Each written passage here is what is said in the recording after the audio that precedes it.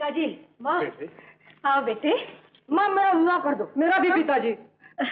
ये आज तुम दोनों को विवाह की चिंता कैसे हुई बेटे? आज की तरह पिताजी रूठा ही करेंगे और पिताजी को मनाने के लिए माँ हमें छोड़ के चली जाया करेगी। फिर दूध कौन देगी, लड्डू कौन देगी? प्रभु। अच्छा बेटे, कर देंगे तुम्हारा विवाह। पहले मेरा विवाह। पहले मेरा विवाह। नहीं पिताजी, मेरा। नहीं माँ, मेरा। अच्छा, सुनो, जो पृथ्वी की परिक्रमा करके पहले लौटेगा उसका विवाह पहले होगा। स्वीकार है, मैं जाता हूँ।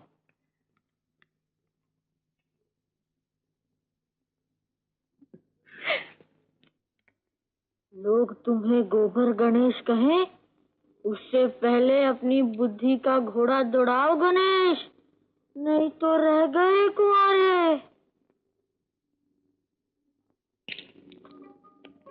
माँ, पिताजी, पिताजी, पिताजी, पिताजी, माँ, अरे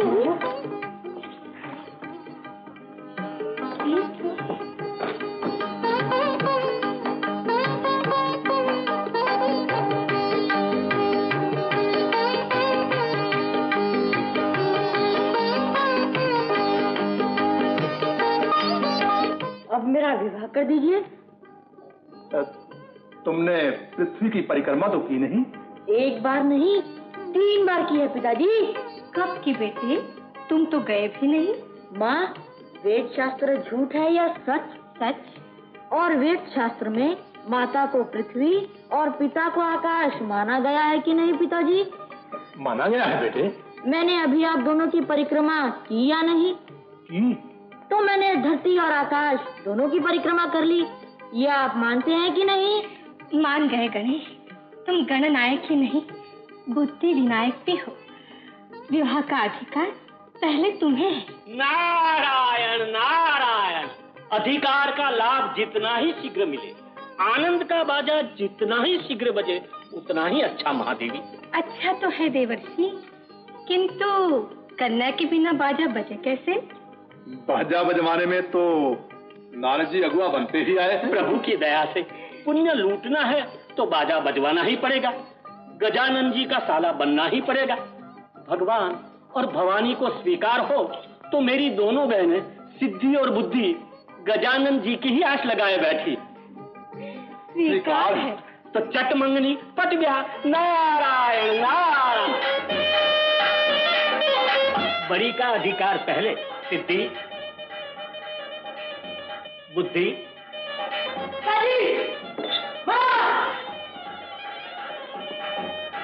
पिताजी आ गए कुमार। ये क्या पिताजी, मेरे साथ इतना बड़ा कपट? कपट कैसा बेटे? पृथ्वी की परिक्रमा करने के लिए मुझे उधर भेज दिया और इधर गणेश का विवाह कर रहे हैं। मैं पूछता हूँ, क्या गणेश ने घर के बाहर पाँव भी रखा? बेटे, तुमने परिश्रम से परिक्रमा की, गणेश ने बुद्धि से। बुद्धि से क्या इतनी लंबी चौड़ी पृथ्वी को घर में समेट लाया? वेद शास्त्र के अनुसार पृथ्वी रूपी माता और आकाश रूपी पिता की परिक्रमा तुमसे पहले कर ली बेटे, इसलिए पहले गणेश का विवाह कर रहे हैं। अब तुम्हारा विवाह कर देंगे बेटे। नहीं पिताजी, सच्चाई को चतुराई से ढकना पक्षपात है। बुद्धि के आगे परिश्रम को स्थान न देना अन्याय है। अब मैं विवाह नहीं करूंगा। कुमार बेटे, लाश, हम अपने पिता तारकासुर की हत्या का बदला देवताओं से लेकर रहेंगे। भैया, देवताओं की धज्जियां उड़ा दूं? उबलने की कोई बात नहीं, हमने त्रिपुर देखने के लिए नारद से दाना फिकवा दिया है। तो भैया बस इन उठल्लू देवताओं को बना दे काट के।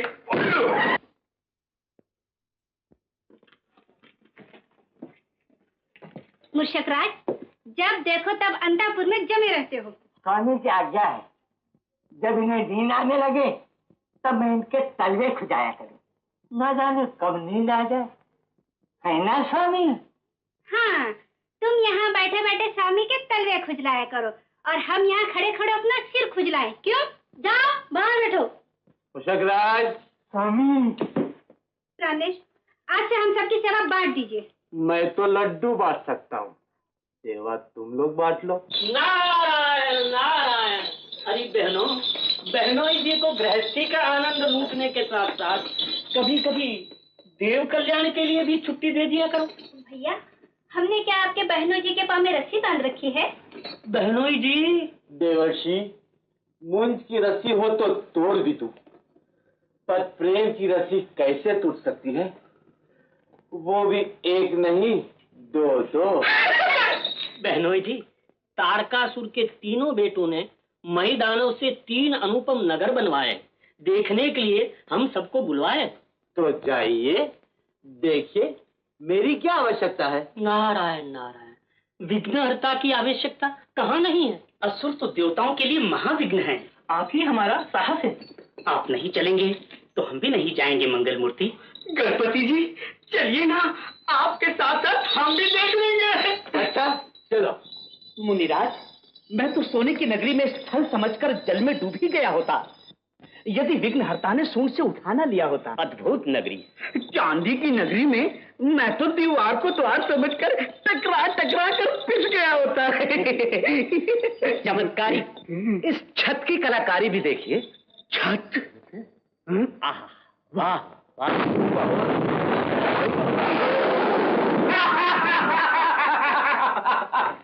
देवताओं के रखवाले विघ्नहर्ता गणेश जी।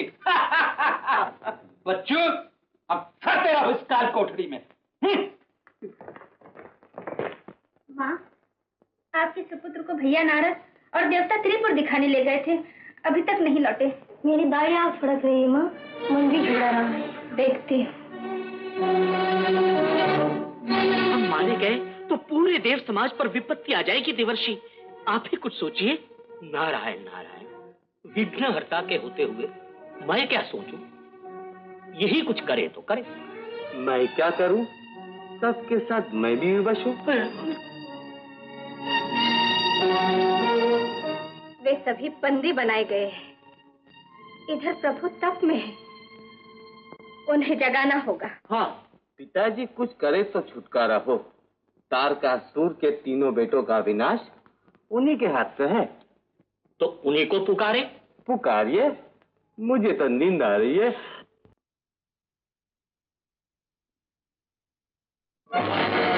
त्रिपुराधीश तारकाश को ललकारने वाला कौन है?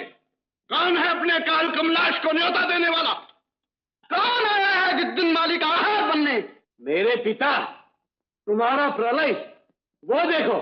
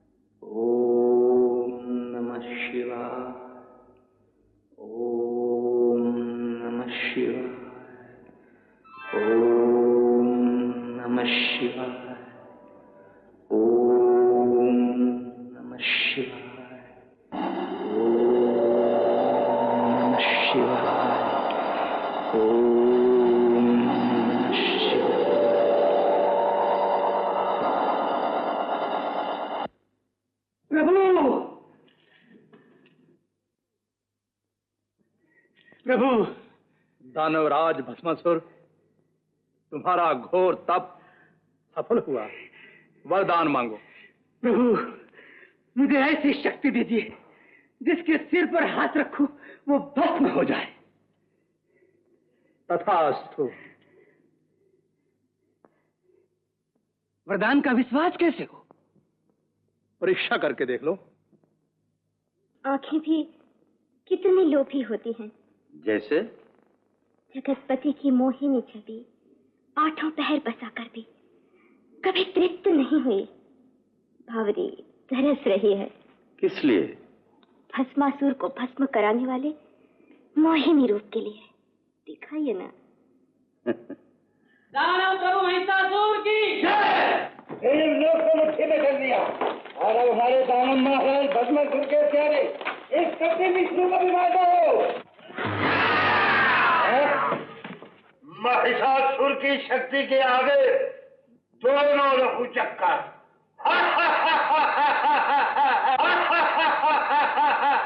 कोई पुरुष नहीं जो छू सके, कोई नारी शक्ति नहीं जन्मी जो महिषासुर को मार सके। बांध लो इन दोनों को।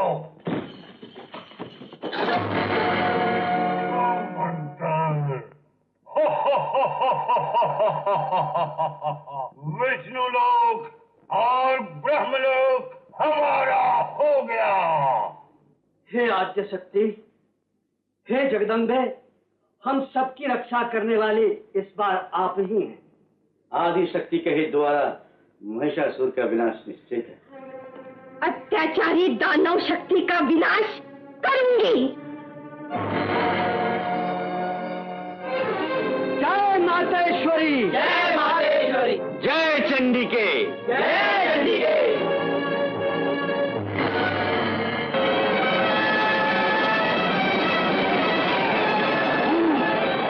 भगवान कहलाने वाले सभी कठंगों से मैंने छक्के छुड़वा दिए हैं। अब तू ही है अपना भुरकु छुड़वाने काली भोसले। मुझे केवल काली मत जान, अपने काल को पहचान। मूर्ख, हो जा सावधान।